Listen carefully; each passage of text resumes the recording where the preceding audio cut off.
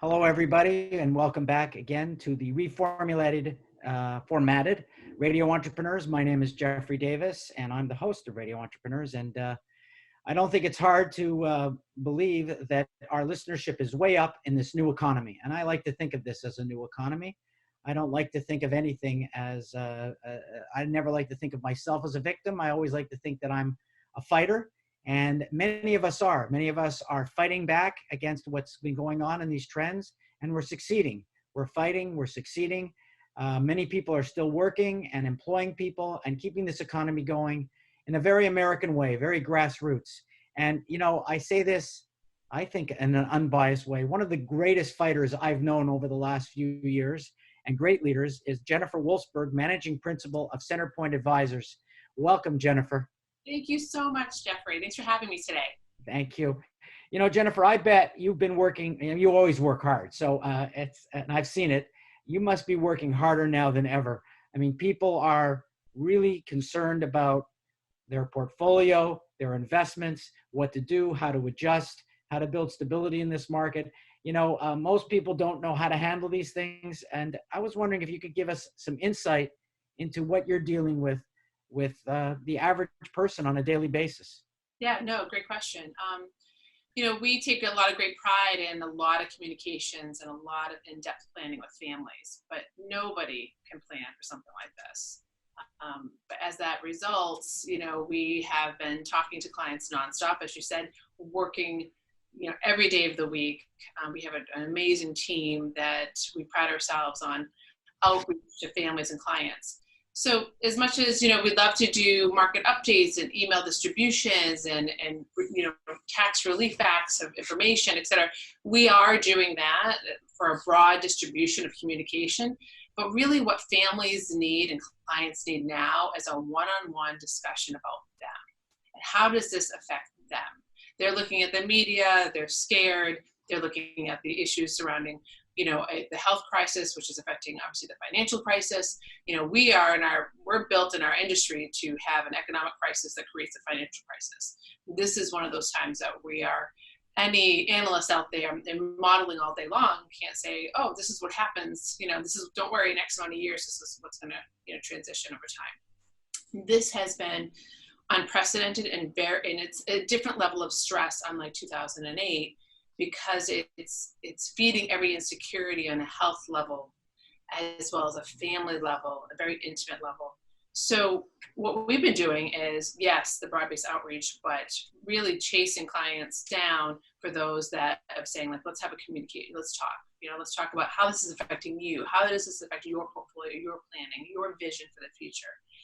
And that's been really helpful. We joke about it. It's like, well, we're in the office. Obviously, we're safe and, you know, taking precautions. However, I can get to work with no traffic. And the good news is I can find clients because I know where they are. So we've had a lot of in-depth, probably very personal discussions and video chats like this for weeks upon weeks now.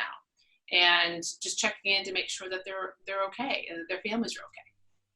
You know, I don't want to steal the agenda, but I have a question, and maybe if it's not relevant, you'll tell me. I'm sure you will. This really could be the perfect storm in terms of trust and transfer of assets, where assets values are down, transfer amounts are at a record high. We have an administration for at least another year, and we don't know if that's going to stay so high. So this really is a good time also to be looking at transferring assets to families, isn't it?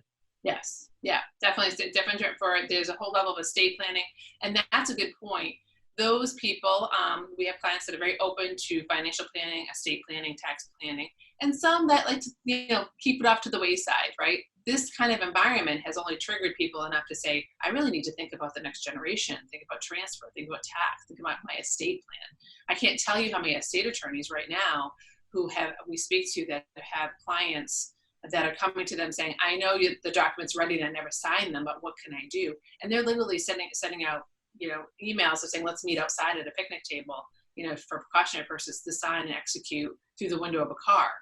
These are, you know, I talk to clients a lot about this. We prefer not to do in-depth planning during a state of chaos, right? This is not good planning. It's a very emotional, and this is a big thing. We get into the heart and emotions of financial behavior, okay? So people come into any kind of market condition like this with a predisposition of their life with their own money and their families, okay? So for example, if you were brought up very poor, this can trigger other issues of feeling like I need to sell and put all my money in the mattress. I want to pay off my mortgage. This is a big trigger of backing into, is this a good financial decision, or is this something that's being led by financial behavior? And that's something that we get really deep into. And one of the questions I ask for new clients to come on, what's your relationship with money? What's your spouse's relationship with money? What is your kids' relationship with money? What does it mean to them? Money is fluid, up and down. Wealth is forever, and so building that timeline of good in-depth planning about transfers and trusts and planning things like that is really important. So it gets pretty deep with planning, but transfers is an important element of that. With my background, I really appreciate what you're saying, this whole sort of trying to connect with people emotionally first and try to separate the decisions from the emotions and understand the emotions. But I also like how you define money from wealth. And I think that's also very important. But you're very fortunate for your type of firm. You have a business partner who's a family member, Yep. who is an expert before he joined your firm at bond trading. Now, I would think that bonds, the balance between and the looking at bonds is also changed in this economy. Is that true? Yeah, I gotta tell you, we are on the phone nonstop about that, because what ends up happening is with the equity market volatility, people want to transition to cash or something more secure like fixed income. But now that has had its own issues. We're looking at obviously some with interest rates dropping thanks to the Fed, which is great. Unfortunately, people now that are migrating to cash have issues surrounding okay, because now they're sitting in money markets earning nothing all over again like we did several years ago. Now, after sitting in cash for so long, and they're seeing the volatility of the market going up and down, so maybe I should have some fixed income. But not all fixed income and bonds are the same. And, the attraction, human nature, getting back again, the attraction of that is, how can I get better yields than when, I'm getting under 1% for a 10-year bond? And that's obviously not that sexy. So they start looking at things like high yield. And high yield in these environments can be bonds. You're looking at different companies that have to promote high yield and lower credits to attract investors. So there's a big component of the market that John has to deal with, and a large amount, we'll get back to this, education that we do with investors, that it's just not buy a bond and that's a secure thing. High yield bonds will act like equities in a volatile environment. So my last question, I think, really flipping the shoe on the other foot, you're also an employer, but you're in an unusual situation.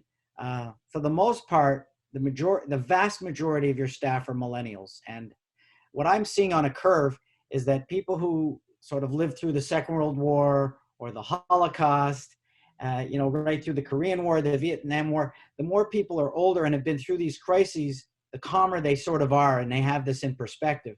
For millennials, this is their first big crisis, really big crisis.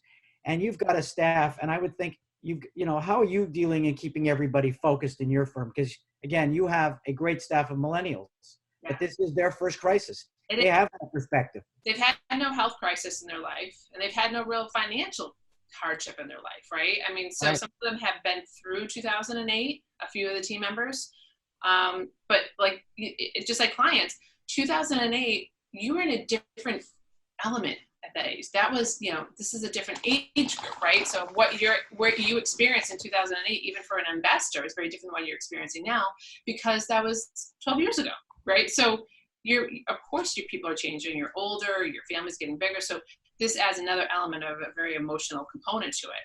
So obviously our biggest strength is our team. Our biggest strength is our communication and collaboration. And we put a tremendous amount of teamwork into this, right? We have a very diverse group of people, that everything from operations to analysts to marketing to legal, everything all in. And they, as you know, they're tremendous, and they work really well together. In this environment, though, we want to make sure that they're safe. We want to respect their wishes. We, fortunately, thanks to New England, we already had technology and everything set up in place. So our business continuity plan was pretty fluid. phone systems, computers, everything, no problem. We think it's important that the leaders are always here and on staff, but the bigger thing is communication with them. And that's been probably the thing that we miss the most being like not having each other in the office and popping in to say hello. But what we're doing is we have team meetings, calls or Zoom or conference calls twice a week to go over everything together. And everybody is doing really well. Every, of course, have their challenges if they have kids running around and things like that. But we've been really, acclimating very well with that in communication. So the amount of communication with teams are not in visible sight and off site has to be to keep them feel as engaged and keep communication on behalf of the clients really strong. It is probably quadrupled, right? So because it's a constant outreach, but with technology and everything else, it's been tremendously helpful. But we talk through these issues because this is scary for them. And on a financial level, with jobs lost, unemployment, we just obviously with the past 5 weeks lost 10 years of job growth in our country. These are some really relevant issues that is, health, finance, their own health, and, and the stress of helping families. So we take that very seriously. So, then there's always Jennifer Wolfsberg. Are you working more with the dogs lately? Have you had the dogs more handy? I know my little guy, Spencer, he's been my business partner for the last 6 weeks, right beside me every minute. It's so funny. So my daughter and husband are working remotely, telemedicine, and obviously school at home full time. Darby is home with her 2 buddies next door who are over every day. And it's funny. All of us in the office have animals, and I think it's an understatement when you say they're extremely helpful for therapeutic, use and being around them. And we've been really fortunate about that. But taking Darby to work, she's been home, loving having my family home. I get home, she's exhausted. John has a new puppy, Sophie. That's brought us tremendous joy. But we have had, it's been, long hours. We're working 7 days a week. You're in the midst of not just talking to clients and reaching out, but it's tax season. It's constant information from the government coming out on the Relief Act and adjustments. It's, it's funny. You're reading research. We're on economic calls all the time. However, just wait 5 minutes and that's old news, right? You read all day. So we're in a very fast changing environment that I think that communication is key. And sometimes you have to step back from that communication. And that includes families. Sometimes they want to go offline and they need to. Well, I've always found that in a crisis, you want Jennifer Wolfsberg near you. You always stay calm and focused. You're like a laser. And if somebody else wants to talk with you about how to deal with this, get an opinion, get a second opinion, a first opinion, how would they find you at Centerpoint Advisors? Yeah, so if you go to centerpointadvisors.net, we are located in Needham, Massachusetts, and all our contact information is right there. And we would love to obviously speak with anybody that has, we have our consult with regards to investment management, wealth management, family office services, or financial planning. Great. Well, you look very healthy, and we hope you stay that way. And the good news with this crisis is you'll never have to hug me again. Yeah, no, I'm waiting for that day. I promise. There's a lot of hugs in the inventory for you. Yeah, I got a lot of hugs that I haven't been giving, but Spencer's been getting all my hugs. So Darby too. Well, nice talking to you, and we know you're going to come back again and keep us informed as to what's going on in your part of the economy. Yeah, right? Thank you very much. Stay safe, and look forward to talking to you soon. Take care, Jennifer. Thank you. Remind everybody, this is Radio Entrepreneurs, and that was Jennifer Wolfsberg of Centerpoint Advisors. We'll be right back with more stories.